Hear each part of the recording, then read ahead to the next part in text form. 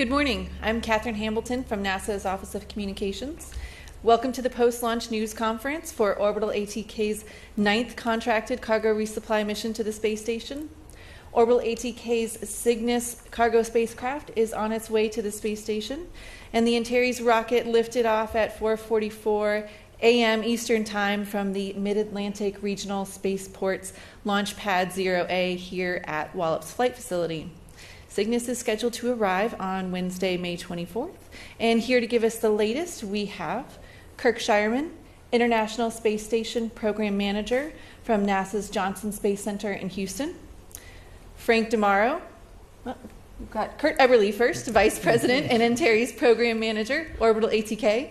And then Frank DeMauro, Vice President and General Manager of the Advanced Programs Division, Orbital ATK. Kirk? Good morning. It's great to be here on a very exciting morning. Earth's newest spacecraft launched this morning in a column of fire and roar, and it was really great to be here and be part of that. First off, congratulations to the Orbital ATK family. What a great spacecraft, a great rocket. Just outstanding launch. I know launching a rocket and launching a spacecraft into space is a big team sport. And Orbital ATK, of course, did a fantastic job.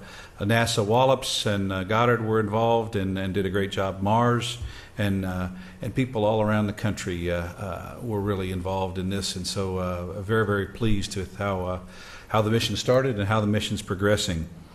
From an ISS standpoint, the ISS is in great shape. We're looking forward to a berthing at about 4:20 in the morning Central Time, I guess 5:20, little nicer time, I guess, in the morning here for folks on the East Coast, but 4:20 in the morning Houston time on Thursday.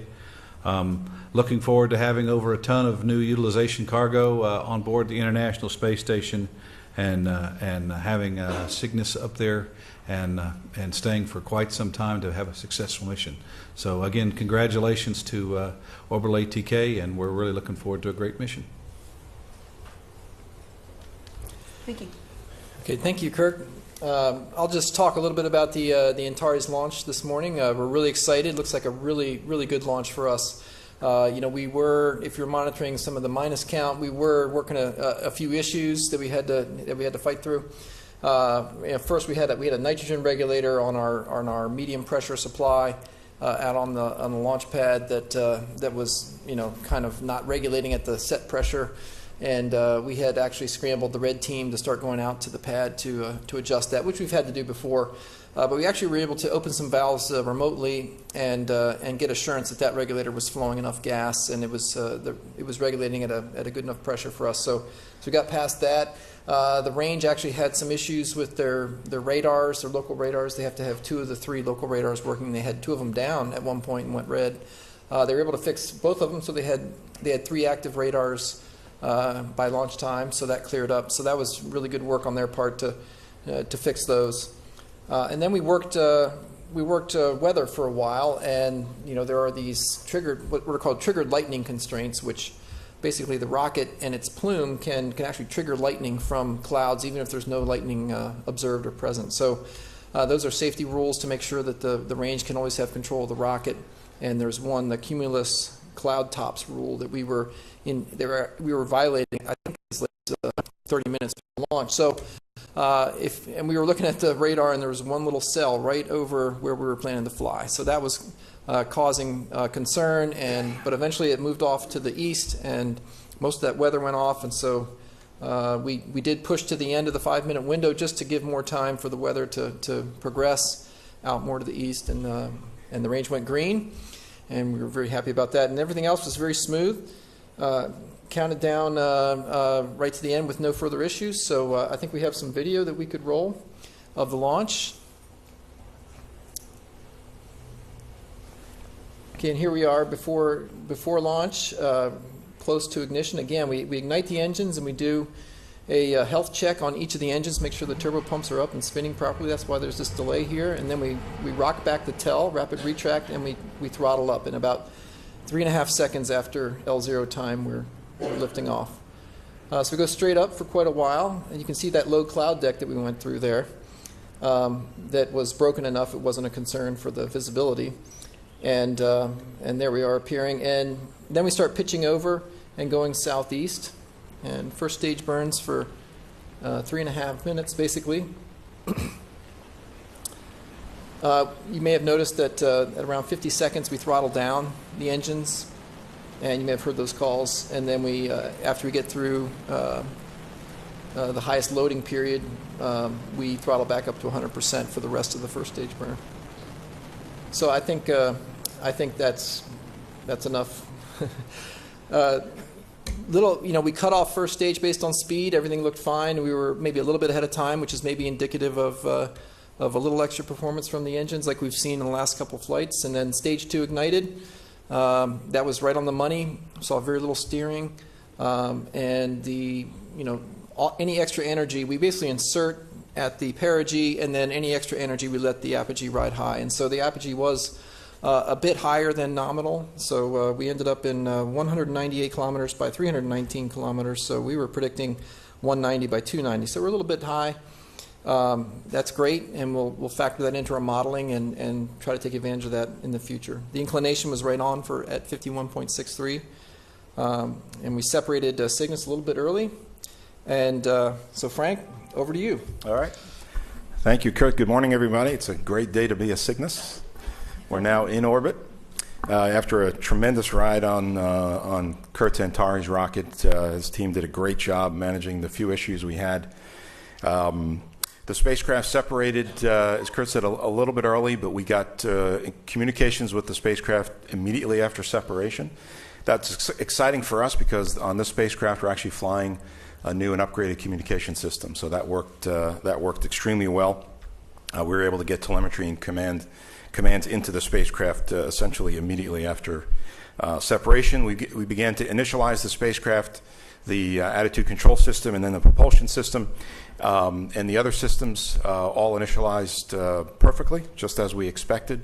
We did complete our first orbit raising burn already. We actually did that burn one half orbit after we separated. So we raised our perigee already from the 198 we got to 220 kilometers. So we're already in a great place. Then, of course, our big event is the deployment of our Ultraflex solar arrays. That went flawlessly. So the arrays are out. We're generating power. All the systems are happy. So the team will start actually testing the spacecraft. We do some in-orbit testing of the bus subsystems over the next few hours and over the next couple of days, actually. We will do our next orbit raising burn just before 10 a.m. this morning Eastern Time. And we'll start our trek towards phasing and approaching the ISS and catching up. So as Kirk said, we plan to rendezvous and be grappled on Thursday morning at 5:20 a.m. Eastern Time.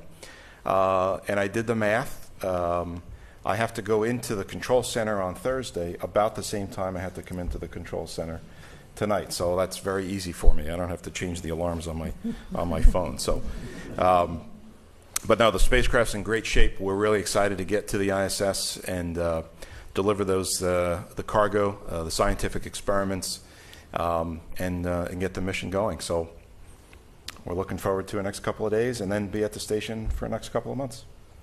Thank you. We'll now take a few questions. For those of us joining online, you can use the hashtag AskNASA. And for those of you joining on the phone, please press *1 to be entered into the queue for questions. We'll take one right here. Hello, Melody Williams. I'm also known as Scientist Mel. I'm a science communicator, educator, and also involved in industry science. So you said that the Cygnus has a new set of communication type of equipment. How is this different from previous models? The primary change in the system was in previous missions we flew with a Japanese communication system where the spacecraft talks directly with the space station, and that's a critical link because the crew has to have the ability to communicate with the spacecraft and send us away if they don't like what they see as we're approaching the ISS. NASA has upgraded their system to a new system called C2V2, Common Communications for Visiting Vehicles.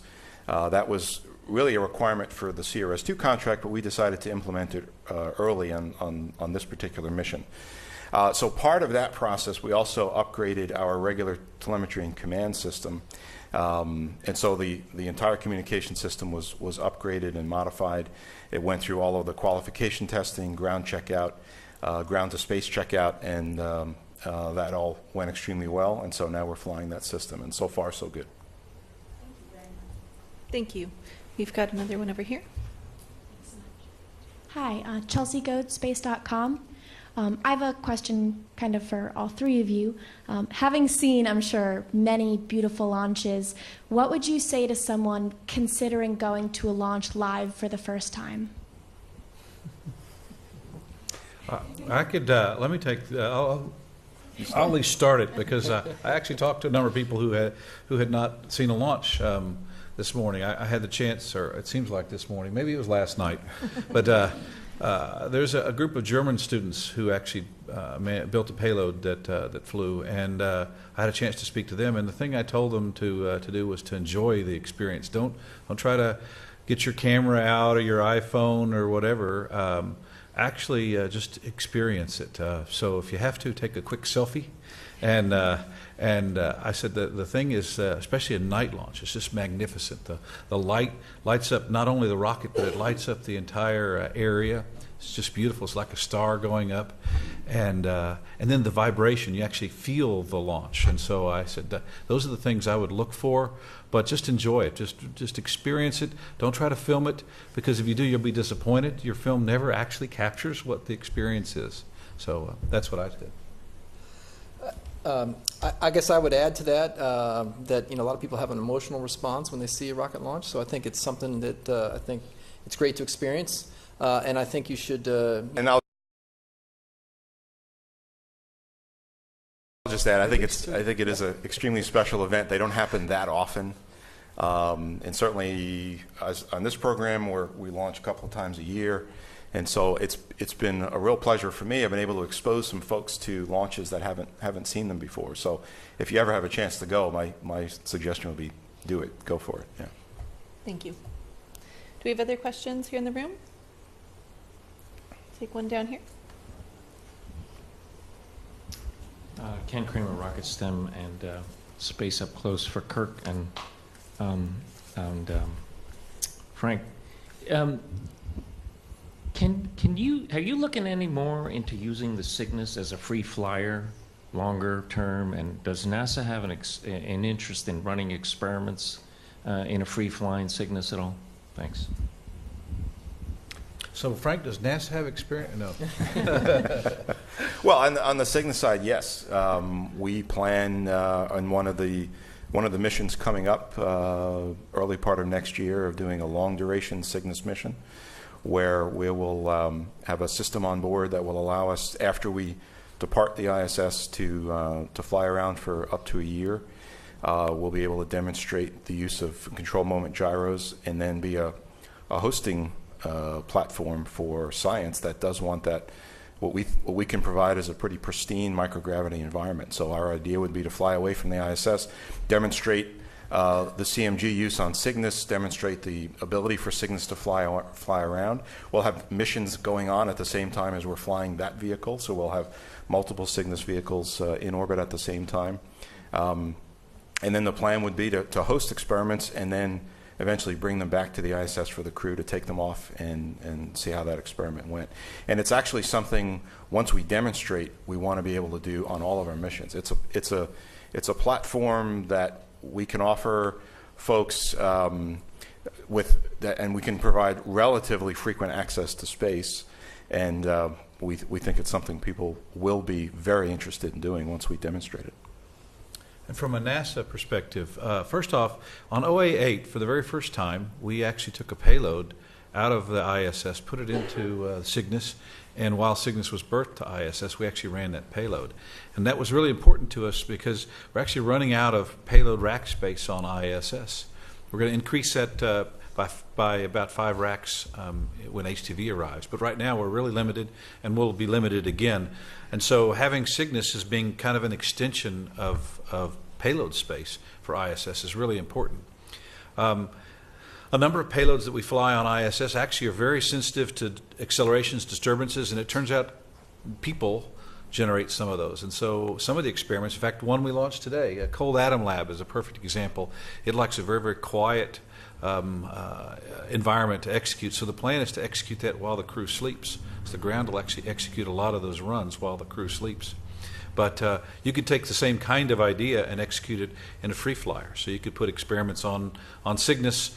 It flies away, has a great microgravity environment, flies back, and you can retrieve the results and go on. So I expect that we'll want to do that for NASA's own purposes. Second of all, NASA's very interested in commercializing low Earth orbit, and in whatever form that might be, and so actually, as Frank said, having this platform that's useful for NASA, but also might be useful to other customers is great. So having it come and fly to ISS in a way, if it works well, one of these days maybe it doesn't have to come to ISS. It could just go up and do some experiments and.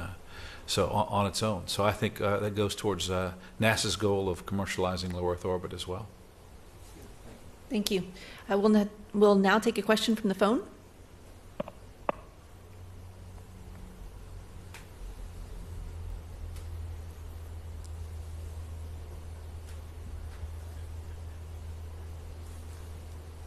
I believe we do have a question by phone.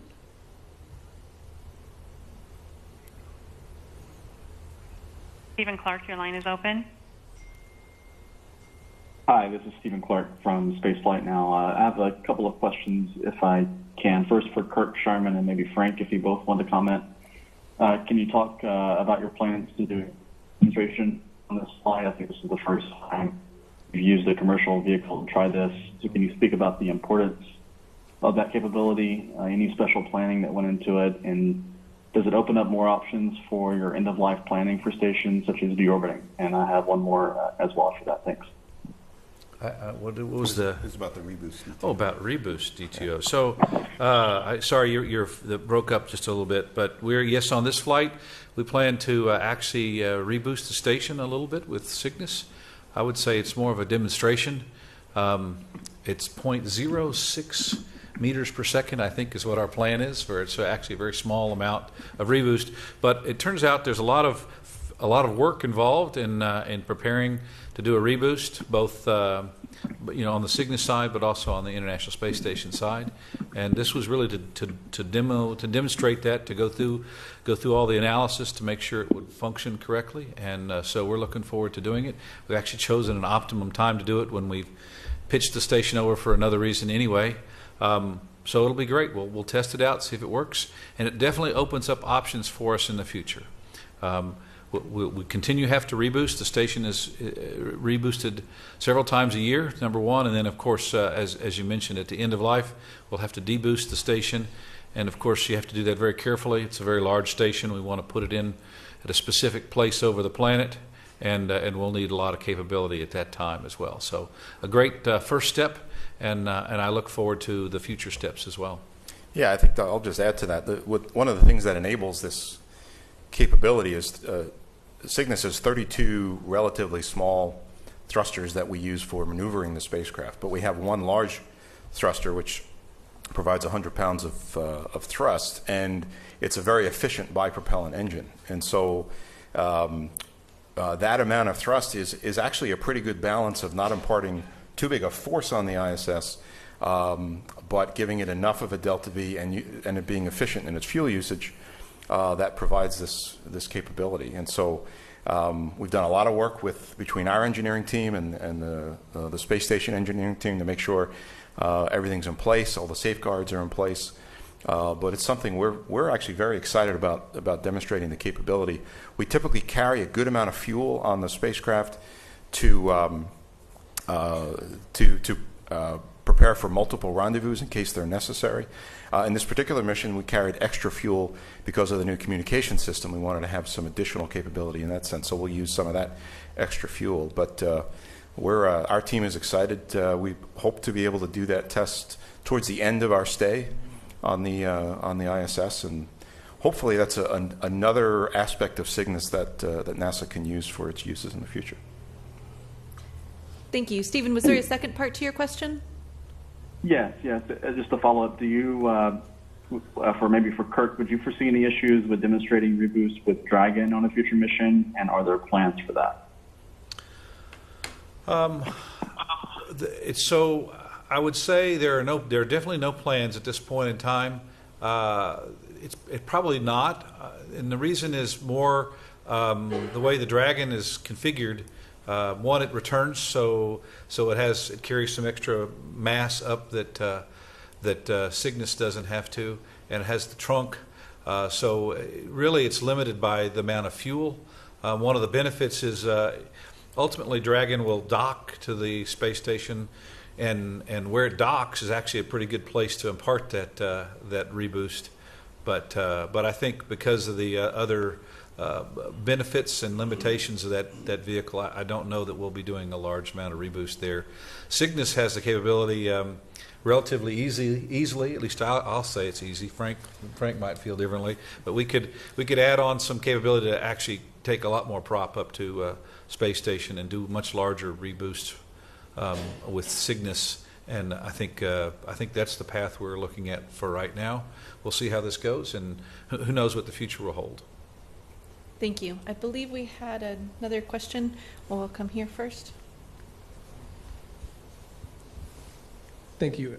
Thank you, Tarek Malik with Space.com for Kirk.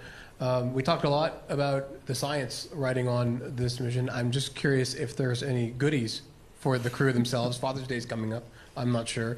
But I'm just curious about that. And if the crew had a chance, I know it's kind of their morning, to see the launch from the station. Thanks. That's a great question. I didn't ask. I did talk to my colleagues in Houston, my very sleepy colleagues in Houston, but I didn't ask if the crew actually could see. As you probably know, when we launch into the plane of the space station. So there's a chance the station flies over. I think today, though, the station was quite a ways away. I don't remember exactly where it was, so I doubt seriously they saw it. It's usually when the phase angle is really small that they can see it, and so I don't know. I'll have to check and see. In terms of goodies, there's always goodies on board.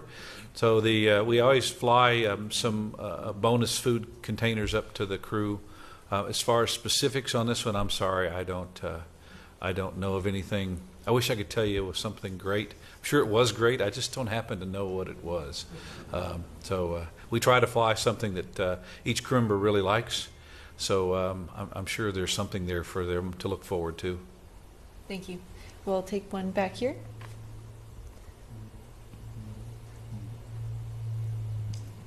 This is for Frank. This is Alex Mankiewicz of Zog 43 newsletter regarding the space station reboost.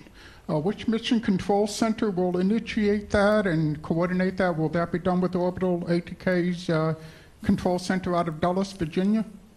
Yeah, we'll actually operate the spacecraft for the reboost demonstration in exactly the same way we do for the rest of the mission. So Cygnus is completely controlled by our mission control center in Dulles, but we operate the spacecraft in close partnership with the NASA team in Houston. And so when it's time for the reboost demonstration, we'll have our full team in our mission control center. We'll initiate the burn from Dulles once we have final approval from the ISS control team to do that. So yeah, we'll control the spacecraft and all the processes, but it'll be done in partnership with the Houston mission ops team. If I could add just a little bit to that. So Cygnus will be doing the pushing, but and in terms of actually making sure that we're pushing in the exact right direction, Houston will be coordinating it, but the actual attitude control will be provided by the Russian segment. So Moscow and Houston and will be involved. So really at least 3 control centers involved in that activity.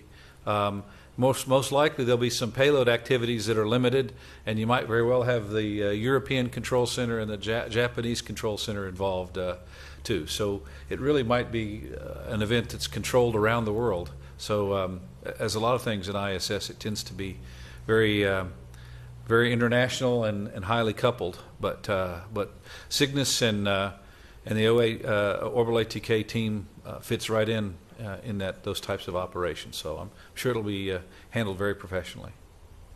Thank you. We've got another question over here. Hi, Josh Dennon with the Orbital Space. Are there any future plans to upgrade or enhance Cygnus to make it recoverable? At this point, no. We have a specific mission that Cygnus is designed for, and that's pressurized up mass and then disposal cargo. There is a variation of Cygnus that can carry a lot more cargo as part of the CRS-2 contract, and then there's a variation of Cygnus which can carry unpressurized cargo. But at this point, we don't have the return capability. Thank you. We've got another question here.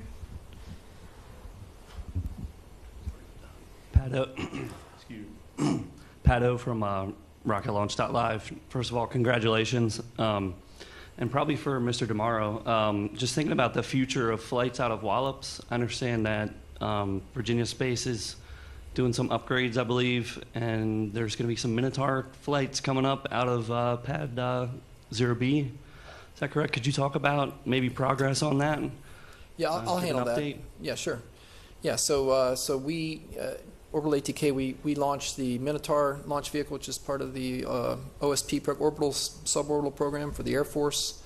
We take surplus strategic missile motors and we turn them into space launch vehicles. So, for example, the Minotaur series with Minuteman motors, we'll take the bottom 2 stages of a Minuteman II that have been decommissioned and are out in Utah in a bunker, and then we put the top 2 stages of new motors that we build, same motors we use for Pegasus in the same upper stack, and then we launch payloads into space. And yes, we are on contract to launch one. I think right now the date is December of this year, but it may slip into next year. And yes, that launches off of 0B, the solid rocket motor pad, and they're also building a new payload processing facility down on the island, as I understand it, from Dale Nash of Mars. Yes. Mm-hmm. Thank you. Are there other questions in the room? Then with that, I'd like to thank you all for joining us. You can follow along with Cygnus's mission and the mission on Space Station. You can go to nasa.gov/orbital ATK and nasa.gov/station. Thank you.